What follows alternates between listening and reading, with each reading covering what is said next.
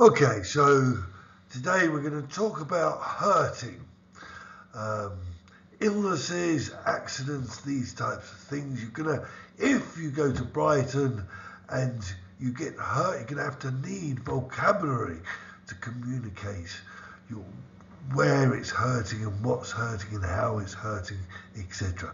So, hurting, fa male, fa male. Right, so the first thing to say is hurt is irregular. You've got the hurt, hurt, hurt. So the past is yesterday I hurt my foot.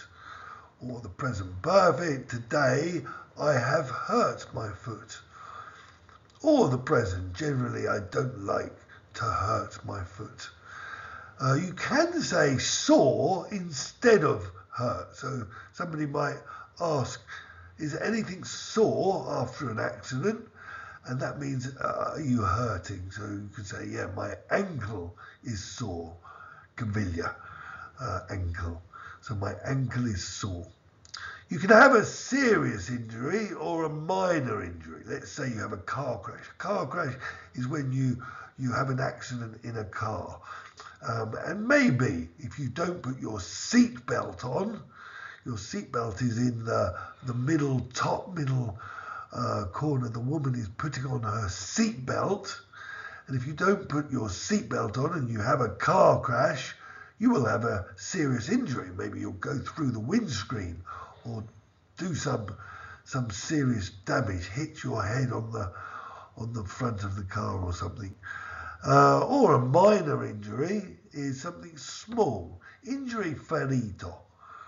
So a minor injury, maybe you cut your finger or something like that, or a serious injury. So run over. Run over. What does run over mean?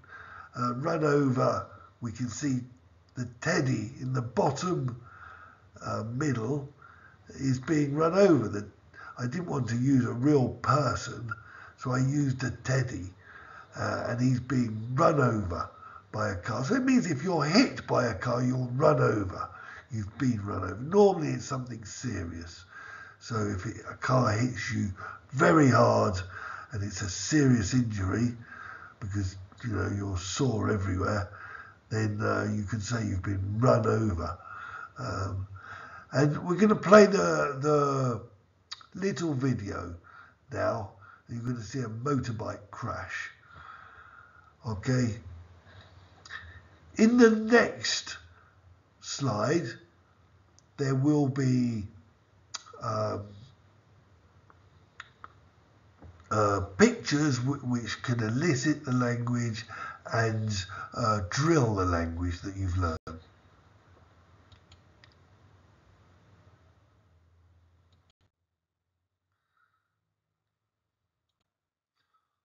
Okay, so now we're going to talk about types of injury.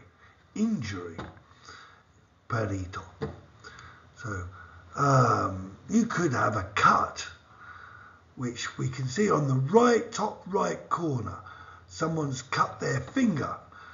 Maybe they did it with a knife or scissors or something. Even paper can do that. Cut is irregular. So you've got cut, cut, cut. Yesterday I cut my hand. Today I have cut my hand. I don't like cutting my hand. Maybe an injury could be, if you're very tall, knocking your head on the door or knocking your head on anything. If you're very tall, you must be very careful with your head. So if you hit your head, you can say, I knocked my head on the door. And when you knock your head, you get a bump. So you can say, I knocked my head on the door, and now there's a bump on it. It means bitotsoluto. There's a little bump. And, that can be quite dangerous depending where you knock your head. You can get dizzy. It's not a good sign if you get very dizzy. If we see on the left, top left, there's a woman holding her head, and that's when you get dizzy, things go round. You feel the world's going round, and you don't feel very stable. Maybe you fall over. Or maybe you can have blurred vision. You know, often people, doctors ask how many fingers they are holding up to see how your vision is, if your head's been damaged at all. And blurred vision we can see on the bottom far left. We can see that you can't see properly. Everything is faded. It's not clear. It's blurred. You've got blurred vision. Often when you knock anything, especially your knee, ginocchio, it can swell up. That means gonfiare. In the middle right, we can see, the bottom middle, we can see a foot that's swollen up. And that's irregular too. So it's swelled, past, and swollen for the present perfect. So today my foot has swollen. Or yesterday my foot swelled up, if it's finished. Sometimes my foot swells up. Okay, so and if you have a problem with knocking things, you can end up with a scar. You know, if you cut yourself seriously or knock yourself seriously, in the middle right, we can see a hand with a scar on it. So when you get a scar, cicatrice, there's not a lot you can do. It's there for life. So hopefully you don't want a scar on your face, because somewhere that's very obvious people can see, but maybe on the hands not so bad. To limp, if you've knocked your foot or twisted the ankle, you might have to limp. So you can't walk.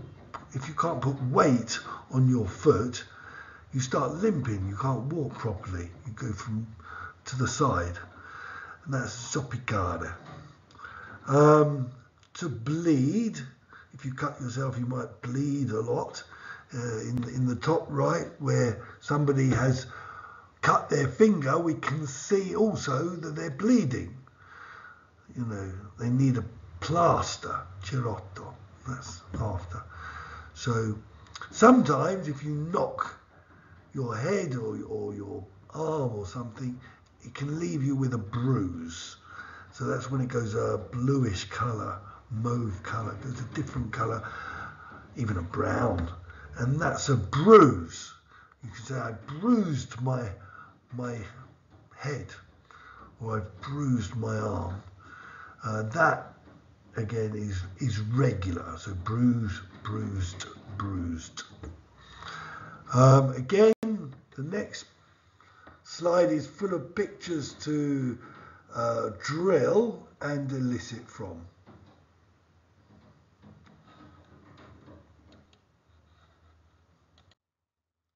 So yeah, we can do some eliciting and drilling from this. Now, different types of accident. You have a lot of words to describe your accident. If your host family want to know what happened, why you have a bruise, or why did you cut yourself or knock your head, why are you dizzy, you can say, well, I tripped over the cat. If you can see the top left, small little girl with a pink dress tripping over a cat. She's tripping. The cat looks like he's purposely got her foot so she will fall over. Not very nice cat, but she's been tripped by the cat. Okay, so to trip, when you fall over because your foot gets stuck. Again, we can look at fall down the stairs on the video, and also to slip, we will watch on the video during the lesson. Where were you looking? Were you looking where you were going? Could be a good question from the host. You know, if you tripped over, you say, I tripped over and I knocked my head and got dizzy and now there's a bruise and a little bit of a bump. And they might ask, well, were you looking where you were going? You know, it means were you looking in front of you? Where you were going ahead, were you looking ahead? That girl wasn't in the picture where she's tripped by the cat. She's not looking where she's going. She's looking to the side. So, you know, you can say I bumped my leg on the table or I bumped my head and now it throbs. There's a type of pain where it really goes rhythmically, hurts rhythmically with the pulsating blood. You know, if you squash your thumb, it'll go black, maybe the nail will go black, and it will throb, it will swell up, and as the blood pumps into it, it will hurt each time, so it throbs. To burn, you might burn yourself with hot water or a flame or something like that. That's again, it's irregular. Burn, burnt, burnt. You might crush your fingers in the door. And we'll look at the crushed fingers in the door in the video. Or you might twist your ankle. If you fall down the stairs, yes, you might put your foot wrong and your ankle might twist and then you sprained your ankle. It means you can say I twisted my ankle. It means you can't put weight on your ankle. Ankle canidia. And if you twist it too much, it swells up and maybe throbs, and you have to stay off your ankle for a little while because you've got a twisted ankle.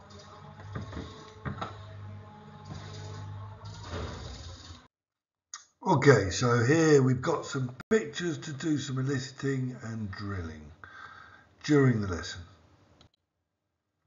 So now we're going to talk about different illnesses and symptoms of illnesses. When it's cold weather during the winter, you might catch a cold. Quite often we catch colds in the winter. Catch is irregular. It's catch, caught, caught. So I sometimes catch a cold, or last winter I caught an awful cold, or I have caught a cold. So, or maybe you've got something which aches. Ache means hurt. We can often say if you've got toothache, backache, if your back hurts, your earache, which is terrible, horrible pain, or a headache. Often we've got a headache. If we look at the picture in the bottom left, she's caught a cold. We haven't got any ache pictures, no. A tablet. Sometimes if you take a tablet, maybe with cold, you could take tacopurina, antibiotics, or a pill. We can call it a pill. In the top left, we can see lots of pills, the white pills. And sometimes people take tablets to get rid of colds, or just not to suffer the cold, because they're still there. And some people think it's not a good thing. It's better to get through the cold. You might have a cold and a sore throat. Sometimes they go together. When your throat hurts, we don't say we've got throat ache. We say we've got a sore throat, and that's when you find it difficult to talk and to swallow. to swallow your food. You might have a rash for some reason. Maybe you're allergic to some foods or something, maybe to the dog, and you get a rash. The rash we can see on the top right, the red patch on his arm is the rash. And if it itches, it means, you want to scratch it. So he's trying to scratch it because it itches. It irritates him. It tickles. So we can say, I've got a rash and it itches, and sometimes I scratch and make it worse. If we need to go to the doctor and explain our symptoms, he might say, have you got a temperature or a fever? He might say a temperature, should have 37.5, I think it is, temperature. If it goes above that, you've got a temperature. Or a fever is the same thing. So it's being too hot, and it's a danger sign that something's wrong in your health. And you might say, no, I'm okay. I took my temperature and it's okay, but I've got a cough and a tosse. So you can have a dry, irritating cough, or maybe not. If you sneeze, starnutire, you need to blow your nose on a handkerchief. So we can see in the bottom left, she's just about to sneeze into her handkerchief, and then she'll blow her nose. Soffiare il naso. If someone does sneeze, normally we say, bless you. Bless you. Okay, so we've got some more pictures in the next screen. Here you'll be drilled and elicited in the lesson, during the lesson. Finally, what you need to recover. So you need to recover or cure. What you need to cure yourself. Cure means recover. The cure means the medicine, what you need to do to get better. To get better is another way of saying the cure or to recover. Maybe you need a plaster. You need to put your leg in plaster. In the bottom right, you can see a leg in plaster. Maybe if she's broken it, she's going to have to stay like that for a few months until it fixes itself. Then she'll have to do physiotherapy and exercises and try to get the strength back and the movement back. But first step is the plaster. Put it in plaster. And then you might need crutches to get around. So you can see on the left bottom, a man using crutches to hold himself up. So he's walking with crutches. If, on the other hand, you've burnt yourself or cut yourself, you might need a bandage. If we see on the top, there's an arm with a bandage around it. So, if it's not so bad, there's no broken bones, you might need a bandage for the skin to heal by itself. You may need to take some drugs or medicine. Drugs in England can mean, illegal substances, but also medicine. We say drugs for medicine. So that's different in Italy. Okay, thank you. The pictures, here we go. To elicit and drill.